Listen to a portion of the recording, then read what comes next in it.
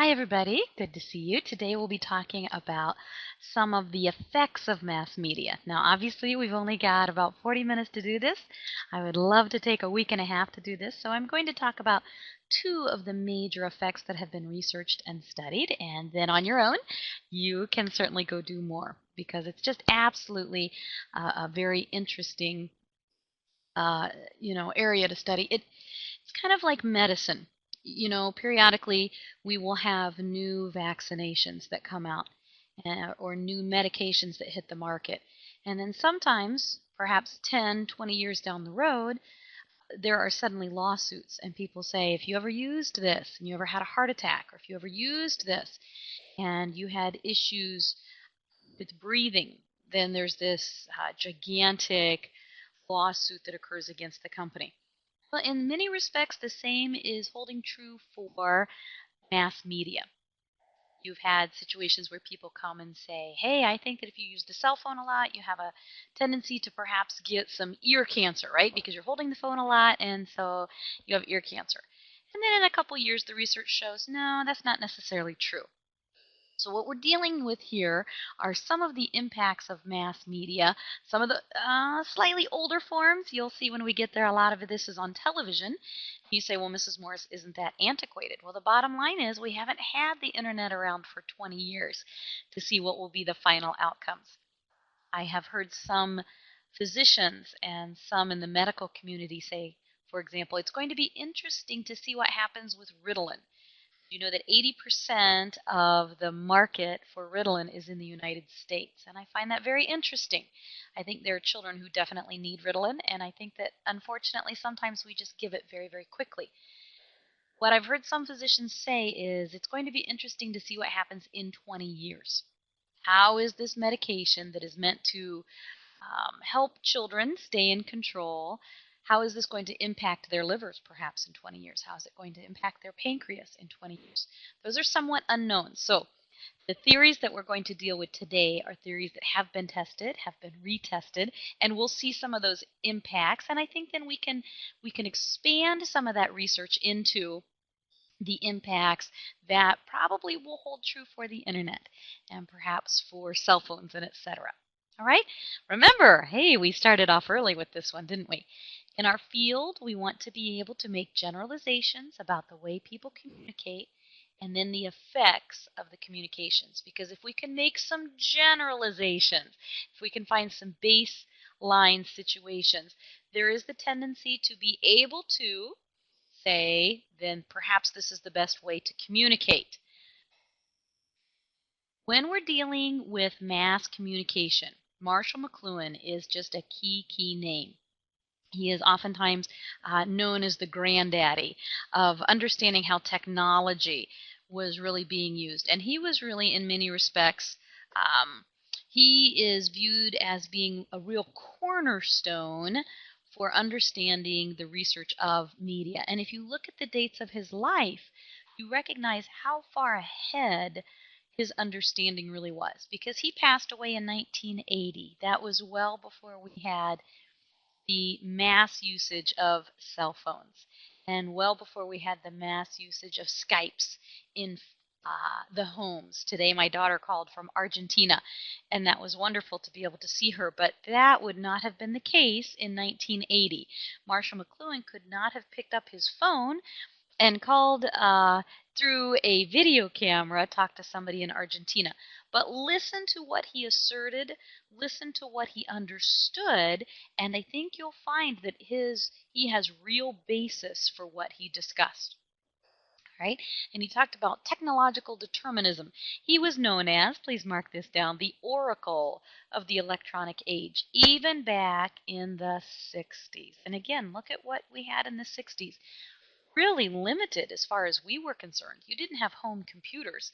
You certainly didn't have laptops. And yet, this man was really a forethinker. He referred to his ideas as probes, because his goal was to show a relationship between the media and culture. He wanted to show the relationship that existed.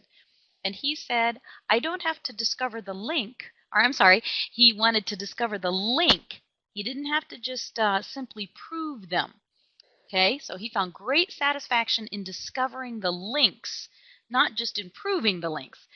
He said, I want to be cutting edge, right? I know there are links between the culture and media, and I want to discover them. So he was always thinking, and analyzing.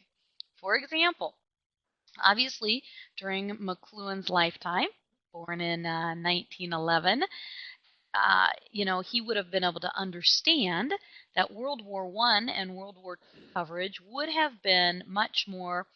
This is really World War II, isn't it? I'm looking at the headline FDR. Um, it was a lot in the written word, correct? And then we had those times, we've talked about this before, but you could go into, at the time, many people would go to the movie theater, perhaps to see an old black and white film. And then preceding that film would have been a 10-minute update, a news update on how the war was going. And that changed immensely, didn't it, during Vietnam? The pictures were taken and then they were shown on the 6 o'clock news. So even simple things like war coverage, Marshall McLuhan would have seen these very graphic changes occur. So what we want to discuss today are three of his very famous quotes and then discuss why they were so famous. What was he recognizing here? The first one, depending on the book you read, some people will say the medium is the message, and Marshall McLuhan also was noted as saying the medium is the massage. Very, very interesting. Either way, the medium is the message or the medium is the massage. The massage, the understanding, what is it bringing about? You say, well, I really don't understand what that means. All right, well, make sure you write that down and then let's discuss it. What if the war coverage, notice at the top I say war coverage of 9/11. What if your information regarding this situation of the Twin Towers and of the airplanes flying into them and then into the ultimate tragic, complete implosion of those buildings? What if you received all your information via a text message, right? So that you would have gotten words. Perhaps you would have seen a small picture, a small video, but it would have been, fairly tiny, correct? Versus what if you'd been able to hear it on the radio? Because a text message really is void of most nonverbal communications, isn't it? You simply are getting the words. But the radio, you would have been able to hear the horrific tone in the speaker's voice, and you would have been able to, I think, very quickly grasp a hold of the tragedy that was occurring. Now, what if you gained information regarding 9/11 because you were watching your television? Now you hear the audio, you can hear the frustration and the screams and the horror, but you also see it. So do you understand what Marshall McLuhan was saying? And I would say, again, well ahead of the understanding, the medium is the massage because it helps us understand. How is it creating that picture in our mind's eye? And hence, great truth in the medium is the message. Now, you say, well, Mrs. Morris, how does that impact us? I think it should impact us amazingly. Listen, crew, there are times when we should not be sending certain information via an email. Because isn't it true that emails in the business realm can be misunderstood? Because tones cannot be inserted. I don't care how many emoticons you put in and how many smiley faces or snarly faces. Emails can be misunderstood. There's times when you either need to pick up the phone so that they can hear you, or you need to walk down to an office so that they can see you. But great wisdom in understanding and recognizing what is the best way to get my message across, because the medium is the message. Next, Mr. McLuhan went on. Very fascinating. We're going to spend a couple slides on this one, but I want you to write down as what's in red, okay? That the electronic media are turning the planet into a global village. Again, this is in 1980, so write this down and then let's talk about it. That the electronic media are turning the planet into a global village. Now, if you think about that, what was going on in the world? Well, No, you still had some carryovers of the Cold War, right? You had the United States being very separate from Russia. You had the Berlin Wall, and the desire when Ronald Reagan stood and said, "Mr. Gorbachev, bring down this wall," and people said, "You have got to be kidding me! There is no way that wall between East and West Germany will ever be severed. That is just for a lifetime." And here stands Marshall McLuhan saying, "Hey, wait a minute. I think the electronic media are turning the planet into a global village." And what did he mean? Well, let's read a little bit here. He said the age of print had its obituary tapped out by the telegraph. The electronic media are re-tribalizing the human race. Instant communication has returned us to a pre-alphabetic oral tradition where sound and touch are more important than sight. The planet is like a general store where nosy people keep track of everyone else's business. Wow. Fast forward that 30 years. Is it true now that nosy people keep track of everybody else's business via Twitter, via Facebook? Marshall McLuhan had no understanding, no comprehension of that. I would say he was light years ahead of his time. What he's asserting here is that technology itself is not necessarily moral. In other words, a cell phone is not necessarily moral or immoral. A computer is not necessarily moral or immoral. But the technology, here's what he really wanted to help people understand, was that technology, he believed, was going to move mankind, move countries from being very individualized to just being collective identities. That's what he wrote. And isn't that true? We consider today's age. And we're going to keep talking about the global media, but let me just say this. During a recent Olympics, when I saw a commercial for Visa, it wasn't Go America, Go Canada. You know what it was? It was Go. I would say that is definitely a movement from individualism, right, to this collective identity. Wow. Wow. All right, let's keep going with his discussion then of turning the planet into a global village. And he wasn't saying this was right or wrong. He was just foreseeing how communication was going to change things. All right. Number 3 then, so I hope you understand the global village. This kind of merges right in with number 3, which says then that the literary man exchanged an eye for an ear. Now, you think, well, isn't that backwards? Didn't we exchange the ear for the eye?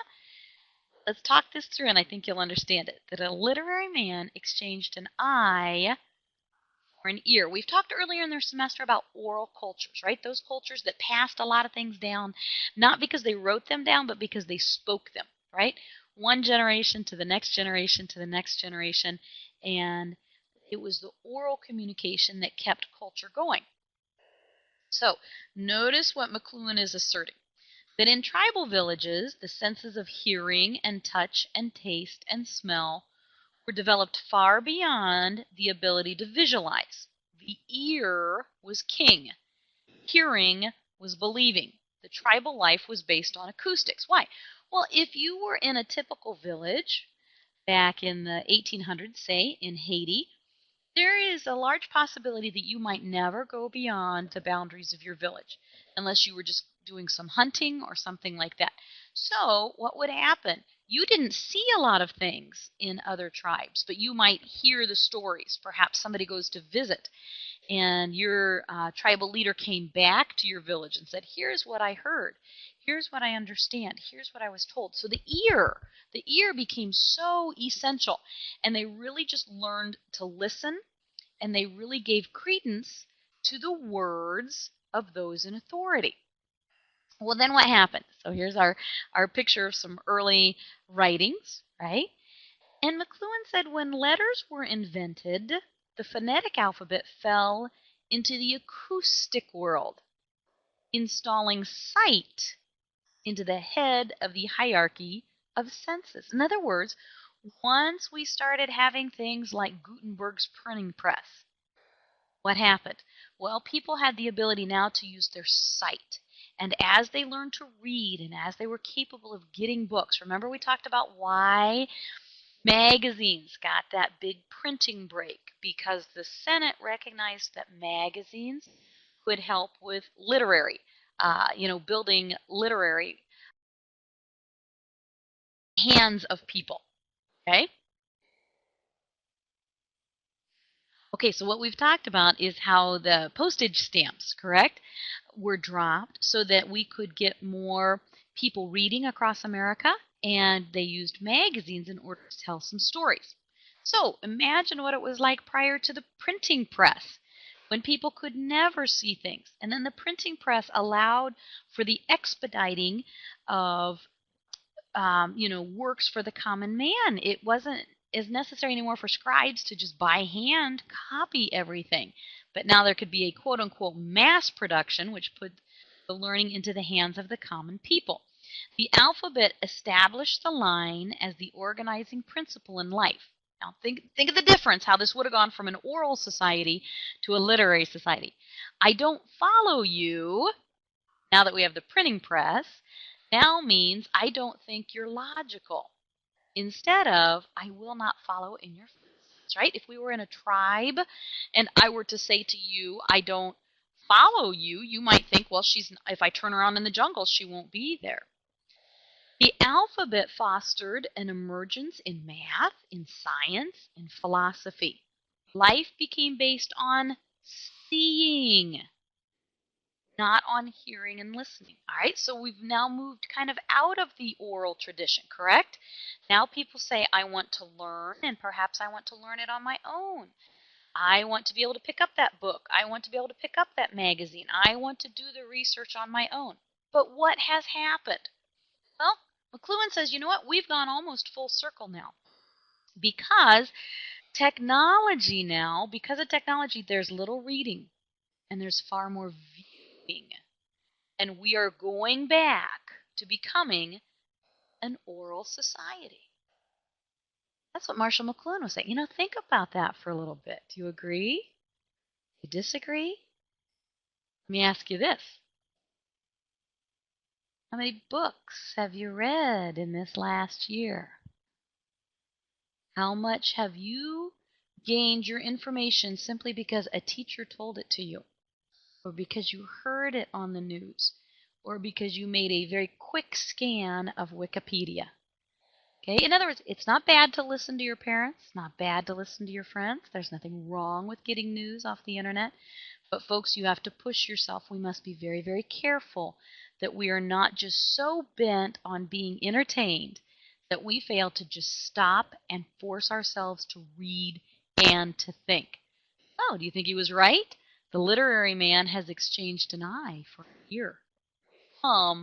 Full circle, he's afraid, and we're going back to an oral society. All right, moving on to another man, very fascinating, whose name was George Gerbner. He was somewhat of a contemporary. In other words, he was alive when some of you were alive. He passed away a few years ago, George Gerbner. Now, what George Gerbner was really, really understood for, we've talked about some of the studies, like the pain study that dealt with movies. George Gerbner really, really was focused on television viewing. All right? He regarded at the time television as the dominant force in shaping modern society. Now, I wrote down, remember, this is pre-internet. You say, well, Mrs. Morris, hey, he didn't die till 2005. But when he was in the midst of his key research, all right, his key research was not occurring in 2005, the year. And he believed at the time that the TV's power came from symbolic content of the real-life drama shown hour after hour, week after week. So go ahead and write these things down again if you need to. Just stop the video, copy these, and then you can come back. Again, he believed that TV's power came from the symbolic content of real life. Again, he would say, listen, television is not real. Television is somewhat real, somewhat reflects reality, but it is still symbolic. You go back, perhaps you've watched old-fashioned TV and you see like the Laura Ingalls Wilder show. Well, there is a lot of perhaps reality there, but there's an awful lot of symbolism as well. because they think that TV show did a nice job of showing somewhat, what it was like to live in the early years of the American movement out west, and then when she was living in Minnesota and over in Wisconsin and things like that. And yet there was symbolism there. But notice what Gerbner is asserting. He's saying, look, it's the day after day after day after day after week after week after week. And Scripture talks about little by little, line upon line, precept upon precept. We have to grow. But if all we're filling our minds with is symbolic reality, and sometimes nowadays it's not even real, how much are we really thinking? How much are we analyzing? How much are we pushing ourselves? He also taught that television is a story. It gives a coherent picture of what exists. Here we go again. What's important, what is related to what, and what's right. I am intrigued by his statement, a coherent picture of what exists and what is important. We've talked before about how some shows have agendas. They may choose to push their agenda. So does that situation really exist? Well, at least it does in the mind of the producer. But what's important? Remember the head of CBS saying it's our job to tell them what's important? Again, Gerbner, well ahead of his time. Then he was really strong about saying that your beliefs can be molded, can be shaped by what television shows you are viewing, what you're viewing. He's really, really known for the cultivation theory. Now, the cultivation theory in communication deals with individuals and their perceived sense of violence as related to TV viewing. Again, their perceived sense of violence. And that was the research that Gerbner dealt with. So he would go to people, and what he did is he said, how much television do you watch? And then he did some studies. Okay, based, in the category of you watch, say, 7 to 10 hours a week, fall into a category of 11 to 20 or 24 hours per week. What did they find out? The cultivation theory dealt with individuals and their perceived sense of violence, okay, just as review. And he noted that when he was doing this research, 2/3 of all shows had violence, even back then. And I'm sure that their violence was, in many respects, limited compared to our violence. Our violence now is so graphic. But 2/3 of all shows had violence, the overt expression of physical force with or without a weapon. He taped random shows over a decade. Now, that was quite an extensive study. When you talk about doing research over the course of 10 years, that's a long time. He noted that, and what he'd do is he'd take some time slots, various hours in the day, different days of the week, but still, even when he did these random selections, 2/3 of all shows had violence. That's a lot. 2/3. And there was an average of 20 violent situations per hour. 20. That's a lot. Again, he's trying to be very random in his selection. Now, because of that, because there were, basically 20 acts of violence, here are some things then that when he went to go do his research with his people and ask questions to those who were working in his study, here's what he found. That, people, he would say to them, what do you think your chance of involvement in a violent crime is? What do you think your chance is? When they really didn't view very much television, when they were more readers than anything, 1 in 100 thought, there's a chance I'll be involved in violence. But when people watched lots and lots of television, filled their minds with this violence, notice what happened. It dropped to 1 in 10. Just a significant, significant increase. When in reality at the time, your chance of being involved in a crime was 1 in 10,000. So understand what he's stating here. His goal was to say, how does the cultivation of your mind based upon your TV viewing impact your belief that you're going to be involved in a violent crime? And he very clearly showed over the course of 10 years, people who watch a lot of television think they're going to be involved in a violent crime. What else did he find? He found that people like this had a fear of walking at night. There was a direct correlation between what people watched, and whether or not they were willing to go out at night and just have a walk. You say, well, doesn't some of that depend on the neighborhood? I'm sure it does. And I'm certainly not asserting that, there's wisdom in that, in going alone at night. But these were the questions that he asked of these individuals. Next, he said, how much of this violence really involves police, police brutality? Those who viewed a lot said at least 5% of society is our police force, and oftentimes the police force being brutal. Light viewing, 1%. In other words, if you didn't view a lot, you really didn't think the police were necessarily being bad. General mistrust of people, those who had heavy viewing habits, had a far higher tendency to believe that they did not trust other people. Why? Well, probably because they were viewing a lot of crimes and a lot of dishonesty on television. So they assumed that television was reality, right? So ultimately, what did he find? What did Gerbner find? He found that TV viewers became fertile grounds for sowing thoughts of danger, thoughts of mistrust. In other words, you are. That was really cutting edge for a couple things. Number one, he had really, really analyzed a lot, an entire decade. And now he's saying, you know what? If people watch a lot of violence, they're going to believe there's more violence out there. And if people watch a lot of shows in which the police are dishonest, they're going to start believing that the police are dishonest. And you say, okay, Mrs. Morris, that's great. I don't watch very much television. I don't have this fear of society. So how does this really impact me? Well, I think that in a way greater than any other generation, your generation has the ability to impact the masses through the use of media. And the question is then, if Gerbner's research is true, that people begin to believe what they see a lot of, and if McLuhan's theories, the medium is the message, is true, then I think it's really imperative to sit back and say a couple questions. Number one, then what is the wisest way we can get the message of Christ out?